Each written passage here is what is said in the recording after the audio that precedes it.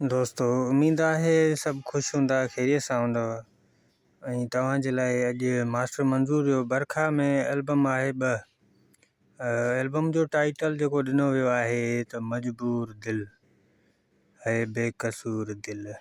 Album बहितरीन आहे ऐं हिन में तव्हांखे ॿुधायां त 3 गाना मुंहिंजे हिसाब सां तमामु घणो मशहूरु हुया ऐं फेमस हुया।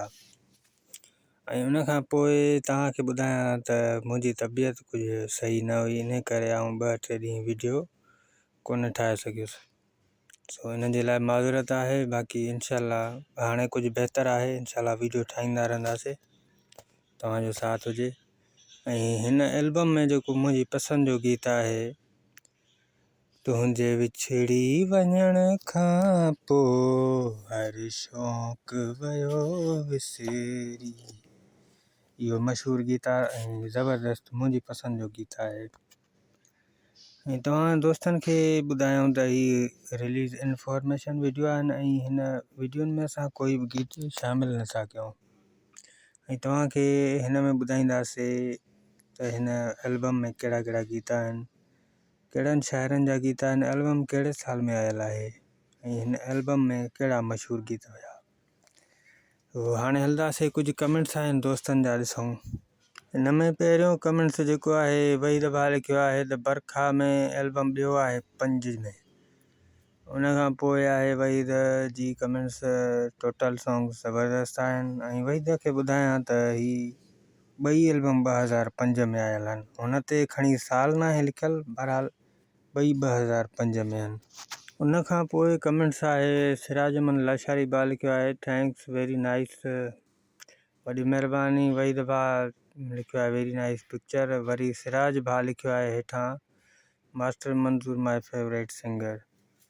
अदा बिल्कुलु पसंदीदा फ़नकार आहे ऐं आवाज़ बि हिन जो बहितरीनु आहे ऐं हर कलाम खे सुर सां ॻाइण वारो फ़नकार आहे।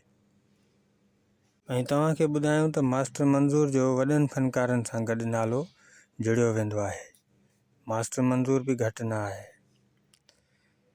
ऐं हाणे हिन जे गीतनि ॾे हलंदासीं त हिन में गीत कहिड़ा कहिड़ा आहिनि, कहिड़नि शाइरनि लिखिया आहिनि। हिन में पहिरियों गीत जेको लिखियो आहे पीर बख्श सोलंकी, मशहूरु शाइर आहे, सत बिस्मिल्लाह कयां। ऐं उन खां पोइ ॿियो गीत आहे अलाह ॾिनो साहब जो अलाह ॾिनो बुरड़ो। गीत जा बोल लिखिया अथई इश्क त हितड़े हर को करे थो। उन खां पोइ वहीद हकड़े जी शाइरी आहे। गीत जा बोल लिखिया अथई हिन दिल खे काॾे कयां मां।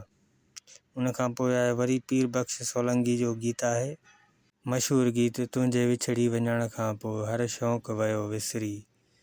उन खां पोइ आहे हे कोई शाइर आहे दोगो पांग, गीत जा बोल लिखिया अथई नओ दर्द ॾे।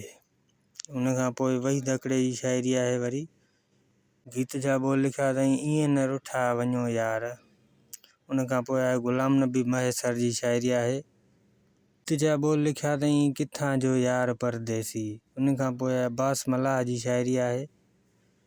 गीत जा बोल लिखिया अथई मजबूर हाँ दिल जे हथां। उन खां पोइ ग़ुलाम क़ादिर घायल साहब जी शाइरी ज़बरदस्त। गीत जा बोल लिखिया अथई शहर थियो वीरान सुहिणा तोखां सवाइ। उन खां पोइ आहे किफ़ायत लाड़क साहब जो आख़िरी गीत आहे ऐं हे गीत जेको आहे न मशहूरु गीत आहे बादामी अखड़ियुनि वारा, चांदीअ जे चपड़नि वारा, तुंहिंजा नाज़ वणिया अंदाज़ वणिया अच प्यार कयूं प्यारा। ज़बरदस्त गीत आहे। ऐं दोस्तों तव्हांखे वीडियो पसंदि आयो हुजे त वीडियो खे लाइक ज़रूरु कंदा।